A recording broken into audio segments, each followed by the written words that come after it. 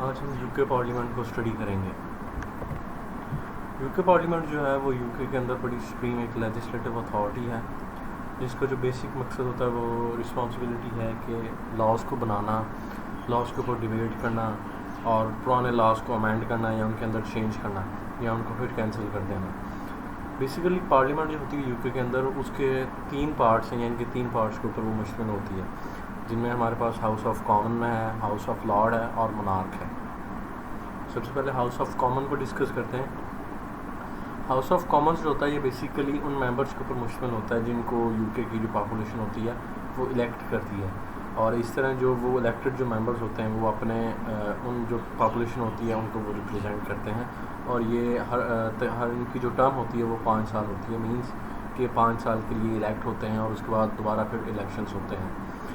House of Commons का जो इसको लीड कर रहा होता है, इसमें जो हेड होता है वो होता है प्राइम मिनिस्टर, जो कि गवर्नमेंट का हेड भी होता है। और बेसिकली हाउस ऑफ कॉमन के अंदर जो पॉलिटिकल पार्टी ज़्यादा सीट्स अचीव करती है उसका कोई भी मेंबर जो होता है वो प्राइम मिनिस्टर बन जाता है। और हाउस ऑफ कॉमन का जो रिस्पॉन्सिबिलिटी होती है वो होती है लॉज को पास करना, उनके ऊपर डिबेट्स करना, गवर्नमेंट के जो एक्शंस हैं उनके ऊपर प्रॉपर चेक एंड बैलेंस रखना। इसके साथ साथ जो पब्लिक स्पेंडिंग्स हैं, यानी कि जो उनके एक्सपेंसेस हैं उनको कंट्रोल करना, उनको मैनेज करना। तो इस तरह के सारे काम जो हैं वो हाउस ऑफ कॉमन की रिस्पॉन्सिबिलिटी है। House of Lord, House of Lords basically appointed members या फिर उन मेंबर्स के ऊपर मुश्तमिल होता है जो बाय बर्थ चले आ रहे होते हैं। इसके अलावा इसके अंदर बिशॉप्स भी होते हैं, यानी कि उधर के जो उधर के जो पादरी वगैरह होते हैं इस तरह के। तो ये तमाम लोग हाउस ऑफ लॉर्ड्स के मेंबर्स होते हैं। और हाउस ऑफ लॉर्ड्स जो होता है इसकी जो बेसिक जो रिस्पॉन्सिबिलिटी होती है वो होती है कि हाउस ऑफ कॉमन ने जो लेजिस्लेशन की है उसको रिवाइज़ करना, उसके अंदर कोई अमेंडमेंट सजेस्ट अगर करनी है तो वो सजेस्ट करना। इसके साथ साथ लेजिस्लेशन को रिव्यू भी करना उसके अंदर, यानी कि दोबारा उसको चेक करना कि उसके अंदर अगर कमी बेशी है तो उसको ठीक करना। तो इस तरह ये सारे काम जो होते हैं हाउस ऑफ लॉर्ड की जिम्मेदारी होती है। हाउस ऑफ लॉर्ड जो होता है ये किसी भी लेजिस्लेशन को ब्लॉक नहीं कर सकता, हाँ, लेकिन उसको कुछ टाइम के लिए डिले कर सकता है या फिर उसको रिवाइज़ कर सकता है, लेकिन किसी भी लेजिस्लेशन को परमानेंटली ब्लॉक नहीं कर सकता। लास्ट पे हमारे पास है मोनार्क। मोनार्क जो होता है ये बेसिकली यूके के अंदर एक बड़ा सेरेमोनियल सा रोल होता है मोनार्क का पार्लियामेंट के रिलेटेड। इसका जो बेसिक मकसद जिम्मेदारी होती है वो होती है कि वो लेजिस्लेशन जिसको पार्लियामेंट ने पास किया उसको अपनी रॉयल एसेंट देना। इस तरह फिर जब मोनार्क उस लेजिस्लेशन को रॉयल एसेंट दे देता है तो वो कंट्री के अंदर लॉ बन जाता है, यानी कि एक्ट ऑफ पार्लियामेंट बन जाता है और कंट्री के अंदर इफेक्टिव हो जाता है।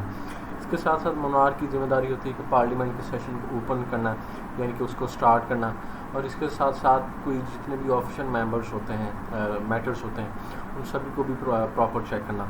और इसके साथ इसका जो बेसिक जिम्मेदारी होती है ये तो हमने डिस्कस कर लिया कि वो लेजिस्लेशन के रिलेटेड अपने जो उसका सेरेमोनियल सा रोल है वो प्ले करता है। लेकिन इसके साथ साथ ये प्राइम मिनिस्टर और जो गवर्नमेंट मिनिस्टर्स होते हैं उनकी एडवाइस के ऊपर एक्ट भी करता है, यानी कि प्राइम मिनिस्टर और गवर्नमेंट मिनिस्टर जो इसको एडवाइस देते हैं ये उनके ऊपर एक्ट करता है, उनको प्रॉपर अमल करता है उसके ऊपर। और यूके के अंदर करंटली अभी जो मोनार्क चल रहा है वो है किंग चार्ल्स III।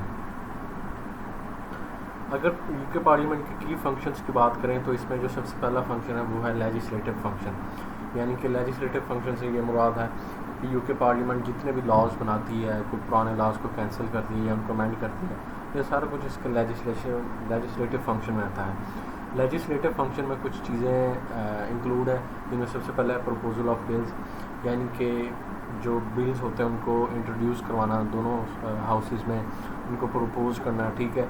और ये जो बिल प्रपोजल होता है ये गवर्नमेंट भी कर सकती है और जो प्राइवेट मेंबर यानी कि अपोजिशन होती है, दोनों साइड्स इसको कर सकती हैं।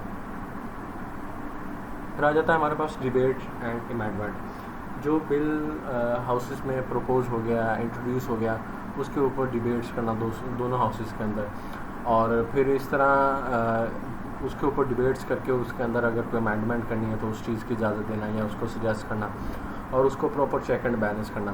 तो ये सारा कुछ इसमें ये भी होता है। लेजिस्लेटिव फंक्शन में हमारे पास लास्ट पर रॉयल एसेंट, यानी कि पार्लियामेंट के दोनों हाउसेज ने जिस लेजिस्लेशन को अप्रूव कर दिया, उसको पास कर दिया, फिर वो चला जाता है मोनार्क के पास ताकि उसको रॉयल एसेंट मिल जाए। और जब मोनार्क उस लेजिस्लेशन को रॉयल एसेंट दे देता है तो फिर वो बिल जो होता है वो एक्ट ऑफ पार्लियामेंट बन जाता है। सेकंड फंक्शन हमारे पास है स्क्रूटनी एंड ओवरसाइट। इसका बेसिक मकसद होता है कि पार्लियामेंट जो होती है वो गवर्नमेंट के तमाम एक्शंस के ऊपर गवर्नमेंट से उसके क्वेश्चन आंसरिंग करती है, उसके ऊपर प्रॉपर चेक एंड बैलेंस रखती है कि गवर्नमेंट जो है वो किसी भी चीज़ के अंदर कोई करप्शन या कोई इलीगल या इस तरह ओवर यूज़ ऑफ पावर तो नहीं कर रही। तो ये सारी चीज़ें जो होती हैं ये भी गवर्नमेंट पार्लियामेंट का एक फंक्शन है कि वो गवर्नमेंट के तमाम एक्शंस के ऊपर प्रॉपर चेक एंड बैलेंस रखें। इसके अंदर सबसे पहले आ जाता है क्वेश्चन टाइम। पार्लियामेंट के अंदर एक क्वेश्चन टाइम स्पेसिफिक रखा जाता है जिसके अंदर जो एमपीज़ होते हैं या जो लॉर्ड्स होते हैं वो गवर्नमेंट मिनिस्टर्स और या बाकी जितने भी गवर्नमेंट के जो मेंबर्स होते हैं उन सभी से उनके एक्शंस, उनकी पॉलिसीज़, उनके डिसीजंस के ऊपर उससे क्वेश्चन आंसरिंग करते हैं। सेकंड नंबर पर हमारे पास आता है select committees. Select committees basically कुछ इंडिविजुअल्स के कुछ मेंबर्स होते हैं इस कमेटी के अंदर, और ये भी गवर्नमेंट के जो डिपार्टमेंट्स होते हैं उनके अंदर प्रॉपर चेक एंड बैलेंस रखते हैं पब्लिक इश्यूज़ के ऊपर या और जिस तरह के भी इश्यूज़ होते हैं, तो उन सभी के ऊपर ये गवर्नमेंट के एक्शन से उनको प्रॉपर चेक एंड बैलेंस रखते हैं, उनको क्वेश्चन आंसरिंग करते हैं।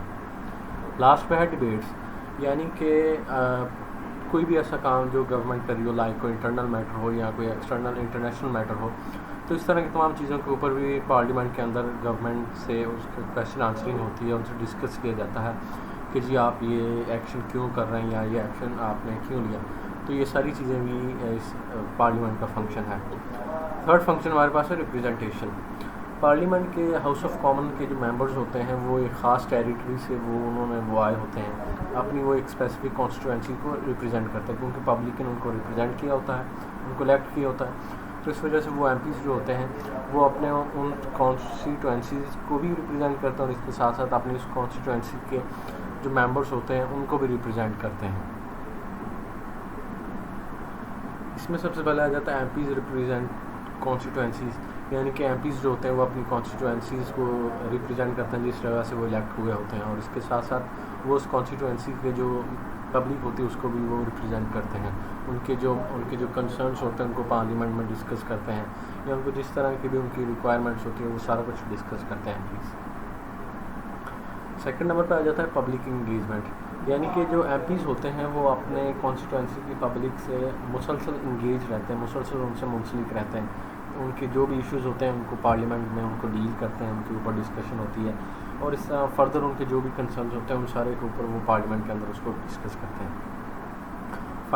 फोर्थ पे हमारे पास आता है financial control, fourth function parliament का। पार्लियामेंट जो होती है इसकी एक फंक्शन इसका ये भी है कि कंट्री के लिए जो फाइनेंस है या बजट या मनी रिलेटेड जितने भी कोई मामला हैं उन सभी को डील करना, कंट्री के लिए बजट को अप्रूव करना, टैक्सेस को अप्लाई करना, नए टैक्सेस बनाना, इसके साथ साथ बाकी जितने भी मनी रिलेटेड फंक्शन हैं उन सभी को डील करना। तो पार्लियामेंट का ये भी एक बड़ा इंपॉर्टेंट फंक्शन है।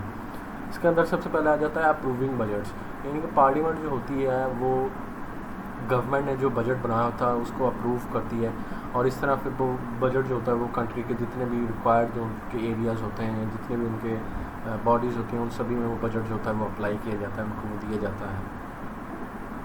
सेकंड नंबर पे हमारे पास आ जाता है टैक्सेशन अथॉरिटी। पार्लियामेंट के एक इसका काम ये भी है कि टैक्सेशन को कंट्री के अंदर लागू करना, टैक्सेस को लागू करना, नए टैक्सेस को बनाना, पुराने जो टैक्स हैं उनको अगर चेंज करना तो इस तरह करना। तो टैक्स रिलेटेड सारा काम करना भी ये पार्लियामेंट का एक फंक्शन है, टैक्सेस को कलेक्ट करना, उनको अथॉराइज़ करना। Public accounts committee, financial control के लिए पार्लियामेंट ने एक पब्लिक अकाउंट्स कमेटी भी बनाई होती है जिसके अंदर जो गवर्नमेंट होती है उनसे उनके जो जितने उन्होंने एक्सपेंसेस किए हैं, जिस जगह पे भी लगाए हैं, उन सभी के मुतालिक उनसे क्वेश्चन आंसरिंग करना है कि आपने ये जो एक्सपेंसेस हैं किस जगह पे लगाए हैं, इनको क्यों लगाया है, और इस चीज़ को चेक करना है, इस चीज़ को मेंटेन करना है कि गवर्नमेंट जो वो किसी भी किस्म की करप्शन ना कर सके फाइनेंस के रिलेटेड। लास्ट पार्लियामेंट का फंक्शन है फॉर्मेशन ऑफ गवर्नमेंट। पार्लियामेंट के अंदर जो पॉलिटिकल पार्टी सबसे ज़्यादा सीट्स विन करती है वो अपनी गवर्नमेंट बनाती है, एग्जेक्टिव ब्रांच का यानी कि वो कंट्रोल जो होता है उसको वो अचीव करती है। इस तरह पार्लियामेंट का ये एक सबसे इम्पॉर्टेंट फंक्शन है फॉर्मेशन ऑफ गवर्नमेंट। इसके अंदर सबसे पहले आ जाता है कॉन्फिडेंस ऑफ द हाउस, यानी कि जो गवर्नमेंट को उसको कायम रहने के लिए, गवर्नमेंट के पास पावर रहने के लिए, उसको मेंटेन रखने के लिए हाउस ऑफ कॉमन के अंदर गवर्नमेंट जो होती है उसका कॉन्फिडेंस जो होता है उसको मेंटेन रहना चाहिए, यानी कि हाउस ऑफ कॉमन के तमाम मेंबर्स का गवर्नमेंट के ऊपर वोट ऑफ कॉन्फिडेंस रहना चाहिए। अगर वो वोट ऑफ कॉन्फिडेंस ना दें तो गवर्नमेंट जो होगी वो फ़ौरन ख़त्म हो जाएगी।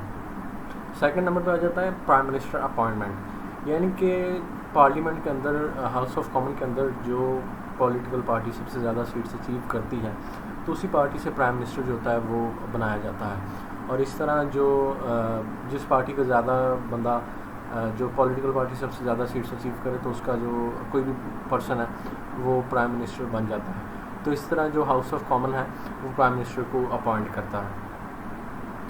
लास्ट पेज के अंदर हमारे पास है वोट्स ऑफ नो कॉन्फिडेंस। अगर हाउस ऑफ कॉमन के जो मेंबर्स हैं वो किसी भी गवर्नमेंट के ऊपर वोट्स ऑफ नो कॉन्फिडेंस दे दें तो पार्लियामेंट जो होगी वो फ़ौरन ख़त्म हो जाएगी, वो मज़ीद पावर में नहीं रह सकती। तो इसलिए किसी भी गवर्नमेंट को पावर में रहने के लिए या उसको अपना रोल अदा करने के लिए उसको हाउस ऑफ कॉमन के अंदर अपना वोट ऑफ कॉन्फिडेंस जो है वो मेंटेन उसके लिए करना लाजमी होता है। अगर ये ना हो तो गवर्नमेंट जो होती है वो फ़ौरन ख़त्म हो जाएगी। Thank you so much.